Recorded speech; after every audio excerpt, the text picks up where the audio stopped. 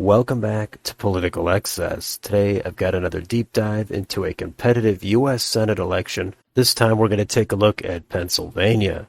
We'll get to the polling, we'll get to the debate all a little bit later on, but first let's go back to the beginning and get on Ballotpedia to get a little bit of background. The incumbent senator is Republican Pat Toomey, and he has declined to run for re-election to a third term. So this time the Republican nominee is Dr. Mehmet Oz. And as most people know, he is a surgeon and TV personality with no prior political experience. His opponent on the Democratic side is John Fetterman. Fetterman currently serves as the Lieutenant Governor of Pennsylvania, and prior to that office, he did serve as the mayor of a town called Braddock for more than a decade. He also ran for the U.S. Senate 6 years ago, and he finished third in the Democratic primary with just under 20% of the vote. So let's talk about their primaries. Well, John Fetterman, he did have a mildly competitive primary. He faced U.S. Representative Connor Lamb, who was regarded as more moderate, and Fetterman won with over 58% of the vote to Lamb's 26%. On the Republican side, there was a very competitive primary. In the end, Dr. Oz did prevail with 31.2% of the vote over David McCormick, who got 31.1% of the vote. So he won by close to a 1,000 vote margin. And there will also be some third-party candidates on the ballot as well. So let's go down here and see how this race is rated.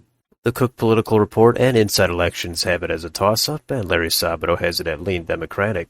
My own rating at the beginning of the month was tilt Democratic, but there have been shifts in this election toward Dr. Oz in the last few weeks. I'll go more into the debate as well as my analysis a little bit later on. However, the things that need to be mentioned here are John Fetterman did have a stroke a few days before he won the primary, and since then there have been ongoing questions about his health and if he's fully capable of serving in the U.S. Senate. On the other side, Dr. Oz has questions about his residency and if his level of eliteness is compatible with voters in Pennsylvania. These are two extremely different candidates with very different backgrounds. Dr. Oz had a very brutal primary to get through. I do wonder what would have happened if Republicans got the preferred nominee of Donald Trump in the primary, which was Sean Parnell, but he had to drop out with some issues he was dealing with his family. So Dr. Oz came into the primary later on, and David McCormick also came in toward the end.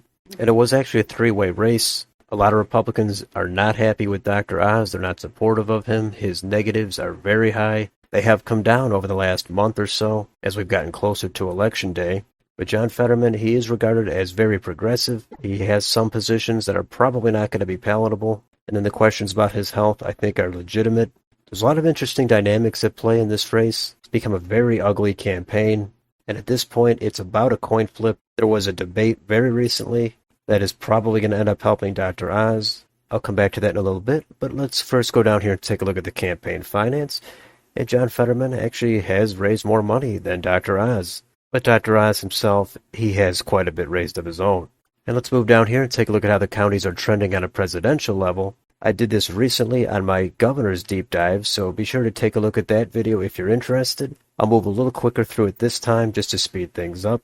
And I'll focus just on the top line numbers here, where 55.8% of the population lives in 13 counties that voted for Joe Biden last time, while 44.2% of the population lives in 54 counties that voted for Donald Trump last time. And if we go down here and take a look at some of these counties, the shading does not indicate margins. It just indicates if they supported the Democrat or the Republican for president in the last 1, 2, or 3 elections. And the big Democratic stronghold is Philadelphia County. Joe Biden won it with 81% of the vote last time. However, we can see that margin is actually reduced from 2016, which is further reduced from 2012. And over here in Allegheny County, where Pittsburgh is, Biden got 59% of the vote, and that has ticked up from the election previous. Erie County has become a swing county, with Trump winning it the first time, but Biden narrowly carrying it 2 years ago. And then as for some of these red counties, there's a lot of them, and a lot of them are pretty deep red. Many of them easily over 60% support for Donald Trump. Some of them hit as high as in the 80s. And some of these counties in the northeast part of the state, those have trended away from the Democrats and toward the Republicans. And it will be the vote margins in counties like Luzerne, Lackawanna, and Monroe that will determine if the Republicans are able to make up enough of the margin that they're going to lose if the deeper blue counties in and outside of Philadelphia, if they do trend back toward the left. And these suburban Philadelphia counties, Chester, Montgomery, Bucks, if Democrats do run up the margins big here, It's going to make it very difficult for a Republican to win statewide. Let's take a look at the 2016 county map, and in this election, Pat Toomey won with 48.8% of the vote, which is good enough for a 1.5-point margin over Katie McGinty. And we could see that Toomey did win Erie County, 49.7% of the vote, and he even did win Center County by a little over 1 point. And he was also able to win Bucks County and Chester County to put him over the top. And that was during a presidential election with higher turnout. And many people were surprised to see Toomey win re-election. But let's move over to YouTube and take a look at their channels. Here is Dr. Oz's channel. He has some debate clips, a bunch of ads, other media appearances. And here's John Fetterman's channel. He also has some shorts, clips of himself, ads, etc. And we can look at their official campaign websites. Here is Dr. Oz. If you want to see his store, take a look where he stands on the issues, donate to his campaign. And here is John Fetterman's channel if you want to see where he stands on the issues or support his campaign, buy any of his merch, etc. And how about any debates? Well, there was one debate. It was the other day. I don't believe there will be any more debates. Dr. Oz was looking to have multiple debates, and it was tough to get John Fetterman to commit to this one. It's a little late in the campaign season. Early voting has already begun, and I did watch the debate. I'm sure most of you watched the debate. It was great to see these two candidates get on stage. It was nice to see some of the issues discussed, but of course John Fetterman's health, that's the big issue, and I don't want to spend too much time on it. I have plenty of sympathy for somebody that has had a stroke like that, so it must be incredibly difficult, but it is only fair to have a debate for the Pennsylvania voters so they can actually get a sense of who you are, where you stand, and in this case see if you're physically or mentally able to serve. And John Fetterman, at times it was definitely hard to watch him try to formulate a thought and finish his sentence and gather his words. And I don't think he helped his cause. I think anybody watching this who is unfamiliar with any of these candidates or wanted to see John Fetterman's health, they're going to come out of this probably thinking Dr. Oz is more capable of serving, at least in all the traditional senses. As for the debate itself, I think Dr. Oz did kind of wipe out on certain economic answers about minimum wage, and he had a little bit of trouble with abortion. But John Fetterman, he was his weakest when talking about fracking, and there were some other answers he gave that were rather incoherent. I'll give more perspective on this in a couple minutes in my conclusion, but first let's move on to Wikipedia and take a look at the endorsements. And Dr. Oz, of course, he does have that Donald Trump endorsement, and he does appear to have a lot of support behind him at this point. And here are John Fetterman's endorsements. He's got a bunch of different ones himself. Let's take a look at these if you'd like, and that takes us down to the polling. As of the time of this video, in the aggregate, John Fetterman is ahead 1.3%, 47.3 to 46.0. At 538, he is ahead 2.3%. And if we take a look at this graph, John Fetterman was ahead of Dr. Oz all throughout the entire campaign season. It's only narrowed up to a dead heat over the last few weeks.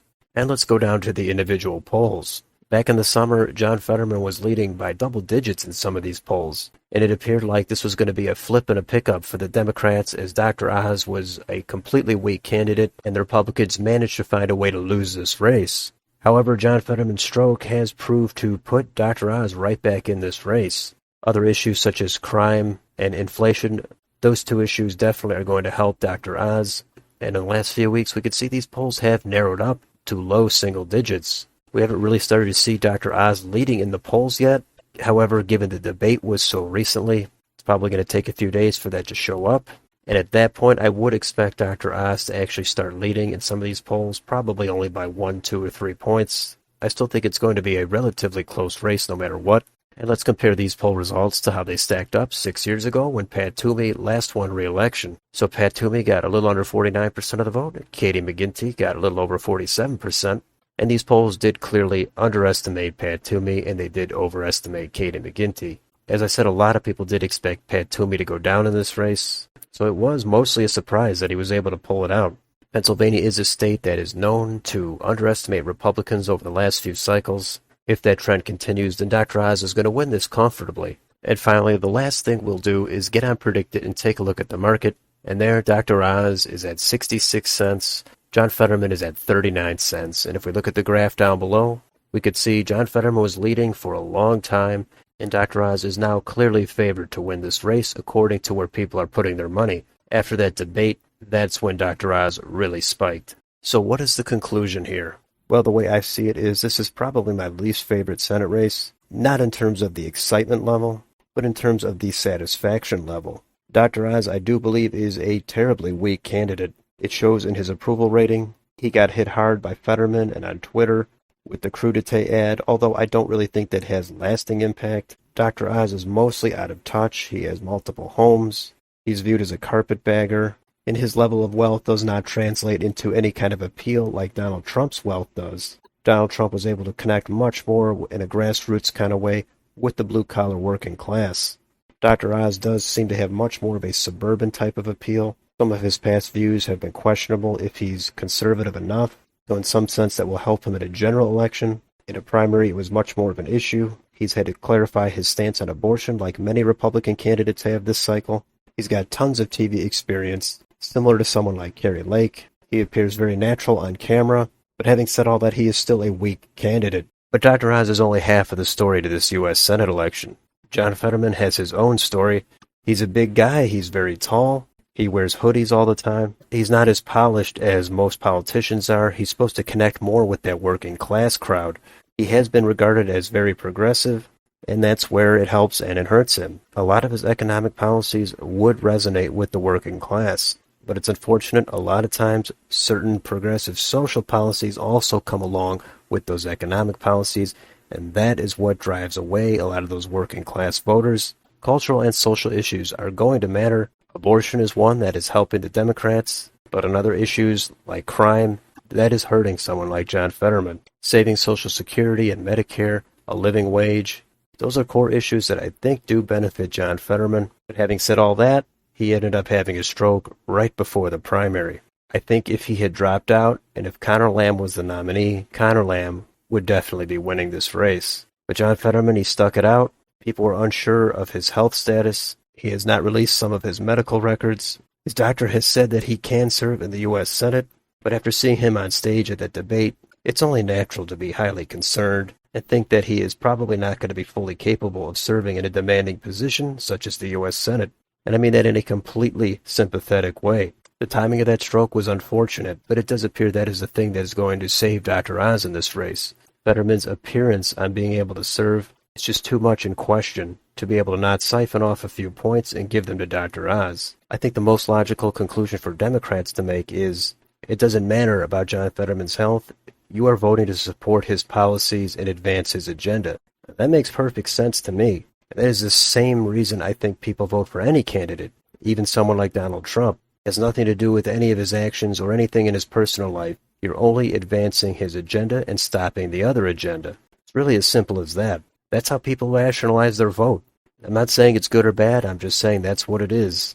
And that's how I'm always able to understand how any given candidate gets enough support. But with this particular race, it basically is going to come down to what the most important issues are, and in this particular environment, they are favoring the Republican Party. So I would have to say Dr. Oz is going to have an edge at this point, and it's obvious that anyone remotely in the middle is going to be swayed toward Dr. Oz purely on that debate performance. We'll see what the polls show in the final week. I could say a lot more about this race, but I will leave it there. Those are just some of my thoughts about this deep dive into the U.S. Senate race in Pennsylvania. Let me know in the comments. Are you following this race? Did you watch the debate? What do you think about these two candidates? Let me know down below. And if you're a fan of this channel, please like, share, and subscribe. Thank you for watching, and I'll see you next time.